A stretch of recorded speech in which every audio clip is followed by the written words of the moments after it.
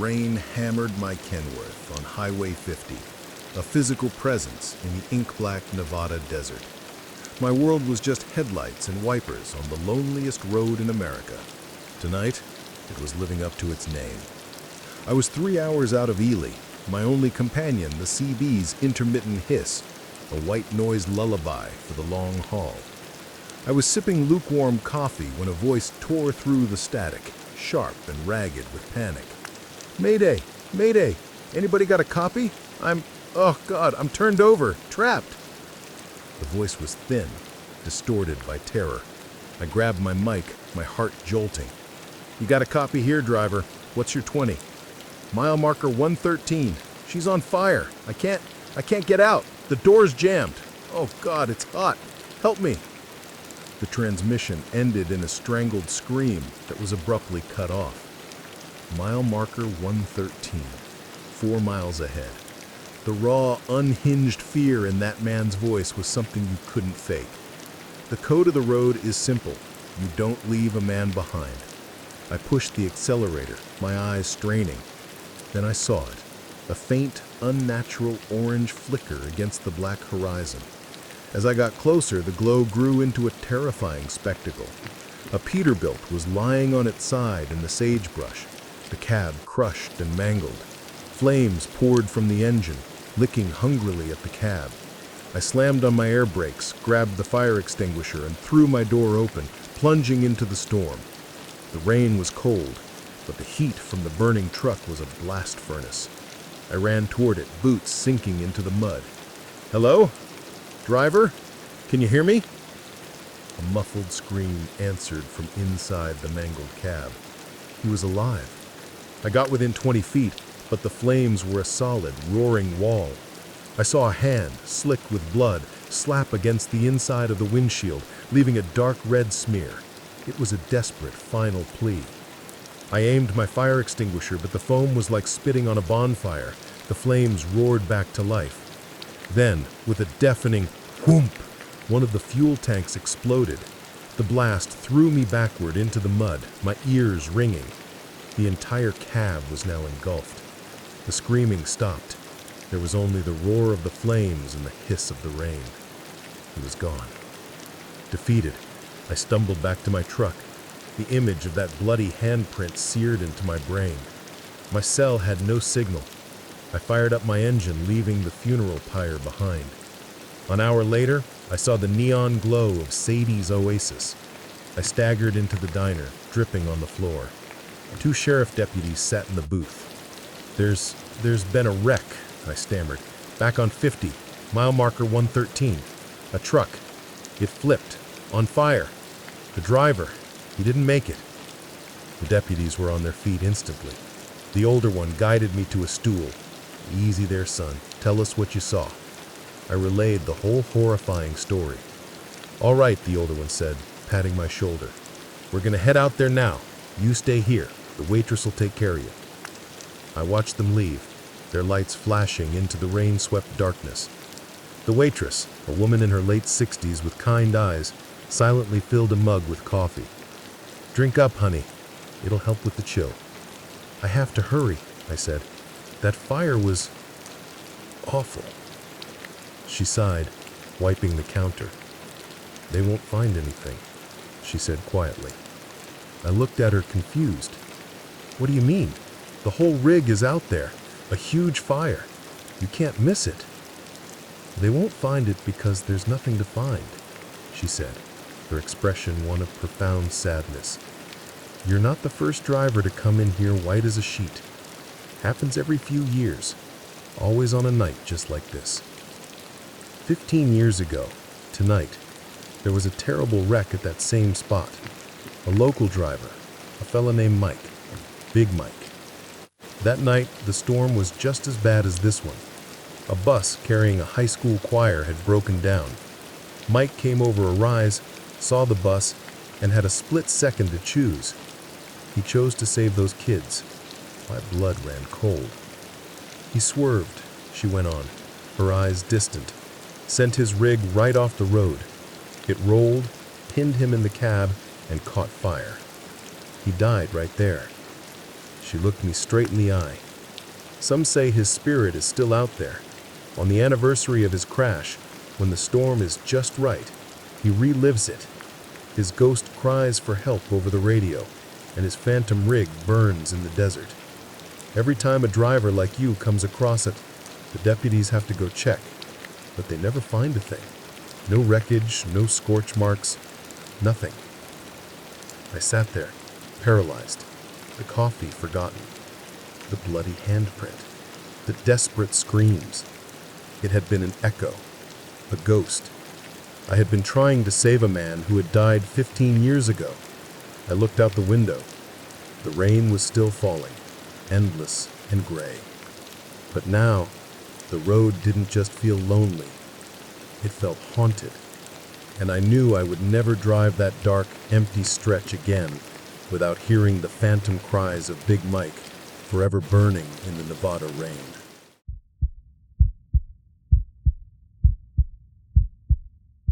For 15 years, our crew, me, Dave, Mark, and Chris, made an annual pilgrimage deep into the West Virginia mountains.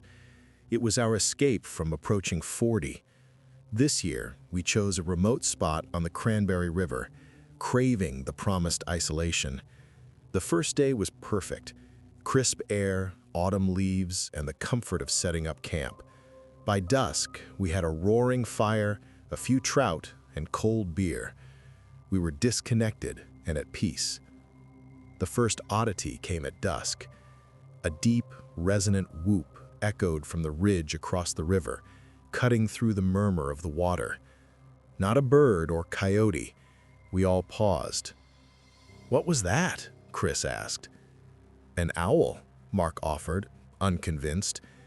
We shrugged it off, but a seed of unease was planted. Later, in my tent, I heard it again, closer, followed by heavy, rhythmic thuds, like a bat hitting a tree. I told myself it was a falling tree, but I knew it wasn't. The next day, a primal feeling of being watched began. While fishing, Mark and I found a footprint on a sandy bank. It was massive and humanoid, 18 inches long, with 5 visible toes, but wider and flatter than any foot we'd seen. A cold dread washed over us. "Bear track," Mark whispered. "Bears don't leave tracks like that," I countered. "Where are the claw marks?" We had no answer. We took a blurry photo and retreated to camp, the fun evaporating. We kept it from the others, but the woods now felt menacing. That night, the terror began.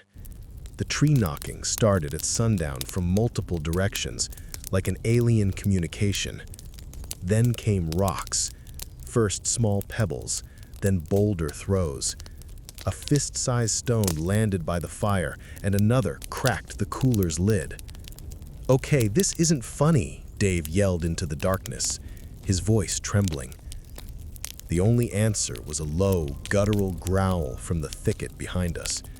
The rumbling sound of pure, animalistic rage vibrated in my chest. We scrambled back to back around the fire, a terrified huddle, our flashlights cutting useless beams into the void. Then we saw it step from behind a massive oak. The world shrank. It was huge, at least 8 feet tall, covered in matted, dark hair. A horrifying blend of man and ape, broad shoulders, long arms, a conical head. This was no man in a suit. The fluid movement and rippling muscle were real. Its face was the worst. Deep-set, intelligent eyes glowed in our flashlights, set in leathery skin. An overwhelming stench of wet dog and garbage washed over us. For a moment, we were frozen, paralyzed by abject terror.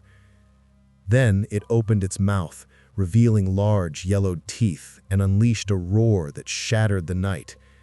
The sound was raw power, a physical blow that broke our paralysis. We didn't speak or plan, we just ran, abandoning everything. We fled into the darkness, fueled by burning adrenaline, crashing through the undergrowth. Behind us, We heard it smashing through the forest, not running, but walking, with unhurried, terrifying confidence. Its occasional roars echoed through the valleys, hurting us. We ran until our lungs burned, collapsing miles from camp, hopelessly lost. The next 3 days were a living hell. No food, fire, or shelter. We huddled together at night, shivering, convinced it was stalking us from the shadows. Fear was a constant parasite. The wilderness had become our prison, a green labyrinth with a monster at its center. On the 4th day, ragged and dehydrated, Chris spotted a dirt road. Hope surged through us. We stumbled to it, half crying with relief. After hours of following it, we heard an engine and threw ourselves in front of the green Park Service truck. The ranger, a burly, weary-faced man named Henderson, took us to his station. He gave us water and granola bars, which we devoured. Huddled in blankets, we told him our frantic, disjointed story. "Fellas," he said gently after we finished, "you had a real scare, but you saw a big black bear. They get on their hind legs, make a racket, classic bear behavior." "It wasn't a bear," I insisted. "We've seen bears." "Your mind plays tricks on you when you're spooked. I've heard a dozen stories just like yours." He wouldn't be swayed. He drove us to our truck, then to our devastated campsite. Tents were shredded, gear smashed. "See," Henderson said, gesturing to the wreckage. "Bear did this. You're lucky you got out." Too exhausted to argue, we gathered what we could and drove away. In the rearview mirror, I saw the endless trees. The ranger saw a bear. We knew what we had seen. A giant that walked the hollows. We survived, but left our sanity behind in those mountains, where its echoes would haunt us forever.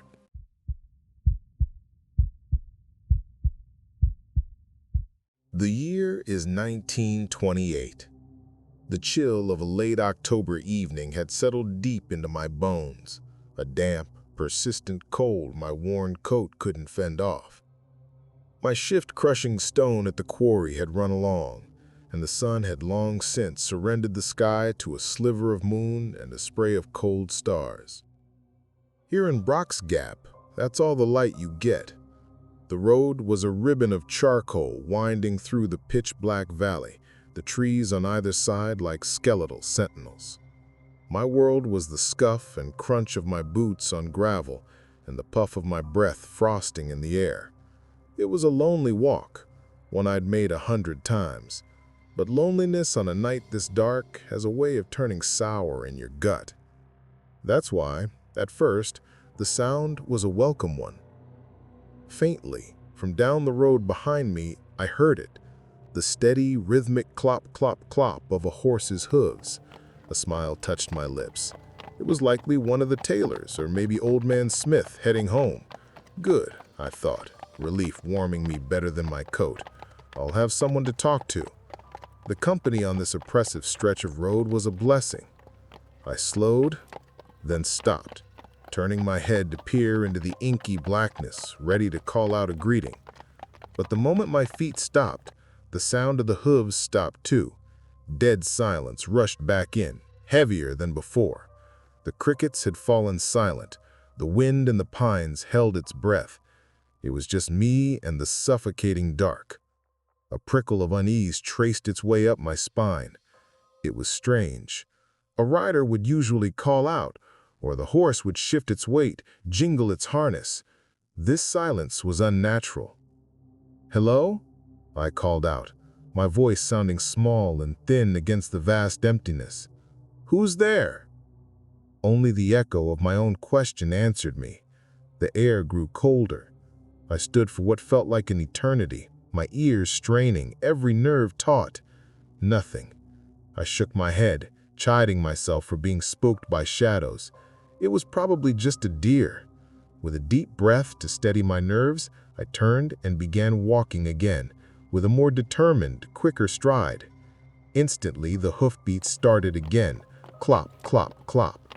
They were closer now, their pace a perfect match for my own. My heart began to hammer against my ribs. This was no deer. This was deliberate. A knot of cold dread tightened in my stomach.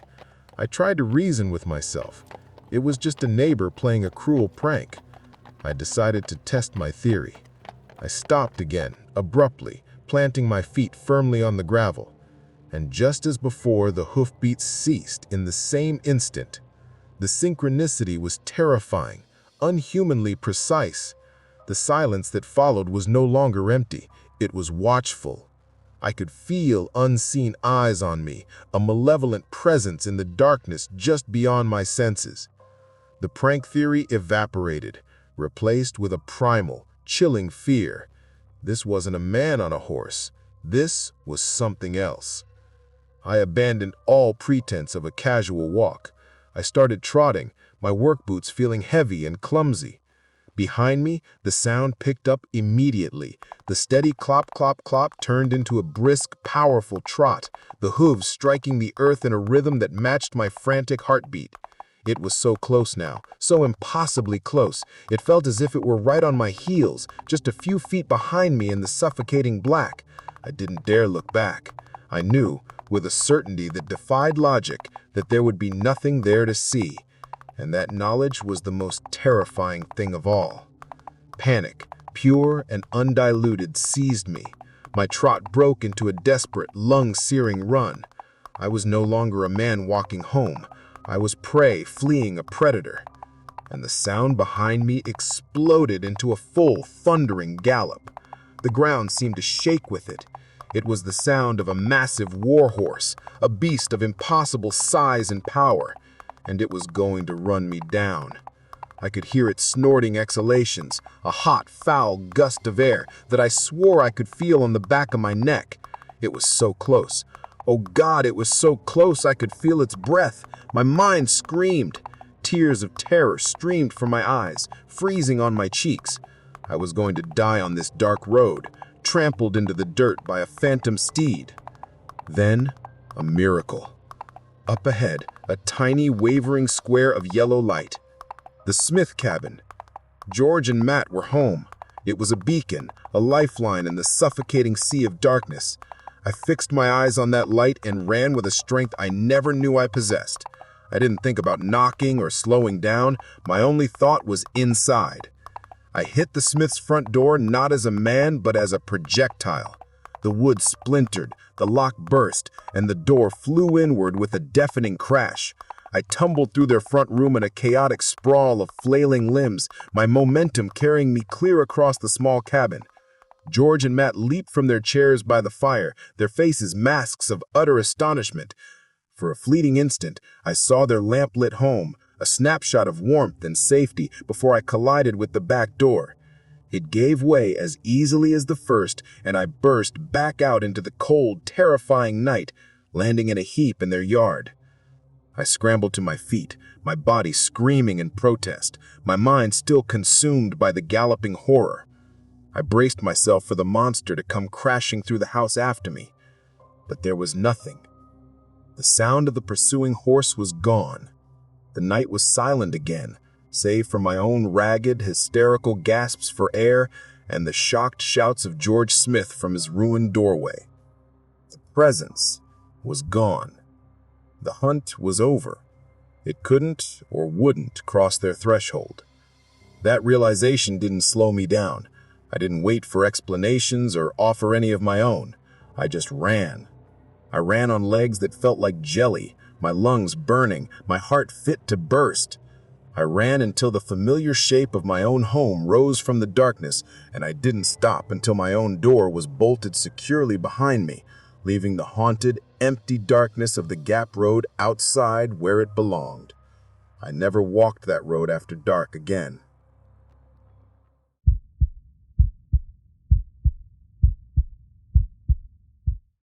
The year was 2003.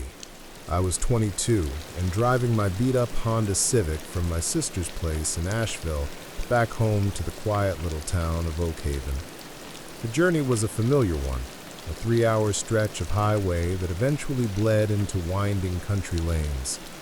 That night, however, a storm had rolled in, turning the sky into a bruised, weeping mess. Rain hammered against my windshield and sheets, and my wipers, fighting a losing battle, squeaked a frantic rhythm against the glass. I was on Black Creek Road, a notoriously dark and isolated stretch, when it happened. One moment I was squinting through the downpour. The next, a bone-jarring thump-thump sent a shockwave through the car. The vehicle lurched violently, and the steering wheel was ripped from my hands. I wrestled it back under control, my heart pounding against my ribs as I pulled onto the muddy shoulder.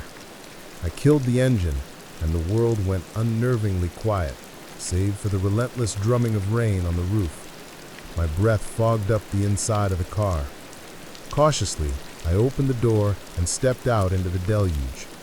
The culprit was a pothole the size of a crater, and it had claimed not one, but both of my driver's side tires.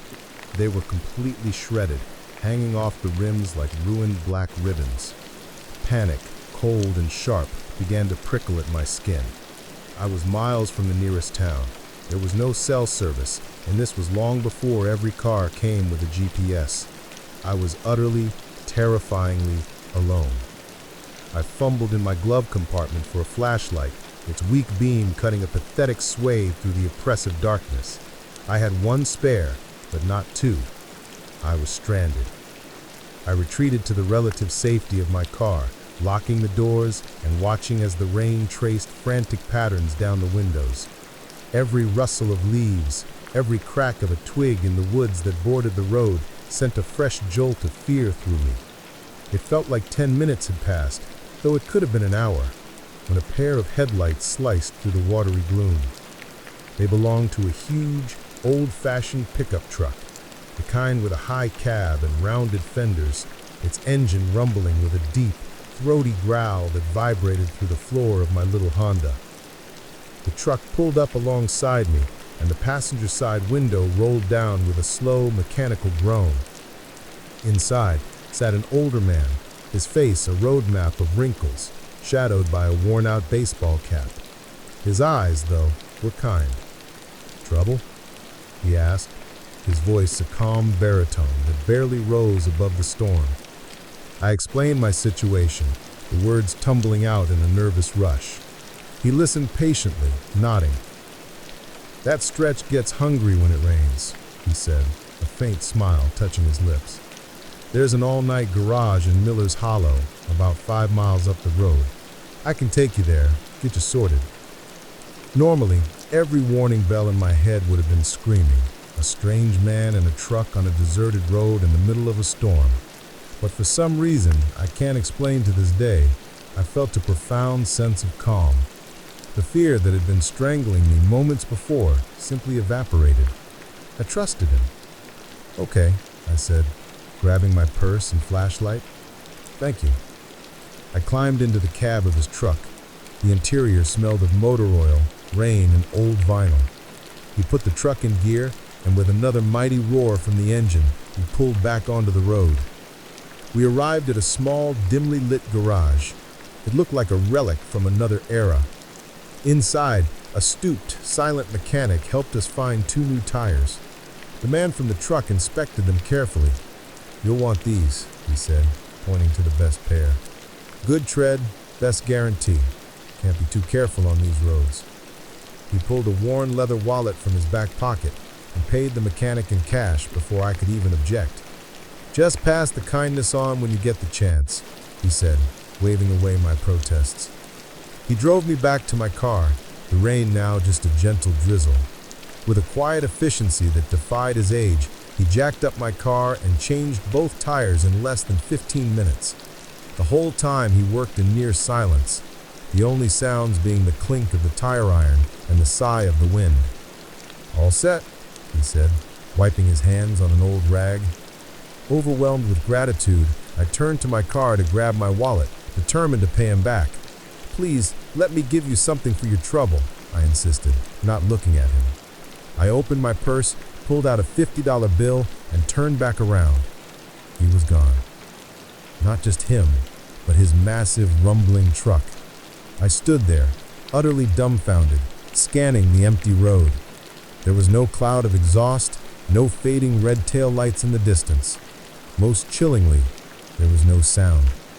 That truck had an engine so loud you could hear it coming a mile away, yet it had vanished from right beside me in complete and utter silence.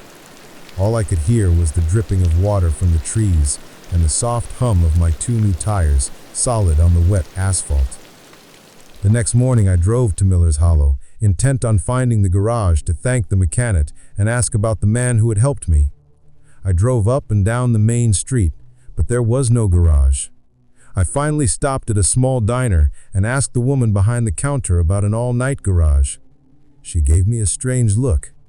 "Honey, there hasn't been a garage in the Hollow for 40 years. The old Miller place burned down in the 70s. My blood ran cold. I described the man, his old truck, his quiet kindness. Her face went pale. She called over an old man nursing a coffee at the end of the counter. I repeated my story. He stared at me, his eyes wide. "You sound like you met Silas," he said, his voice barely a whisper. "He used to help folks stranded on Black Creek Road all the time. Good man. Died back in '85. His truck went off the old bridge during a storm, just like last night." He shook his head slowly. "They say he just can't stop helping people who get into trouble out on that road." If these stories didn't give you goosebumps, you're braver than me. Let's build this community of true horror fans. Smash that like, subscribe to join us, and tell me, which creepy encounter will you be thinking about tonight? If you have a creepy encounter you'd like to share, send it to mycreepyencounter@gmail.com. Share your comments below, and remember, you're never truly alone out there.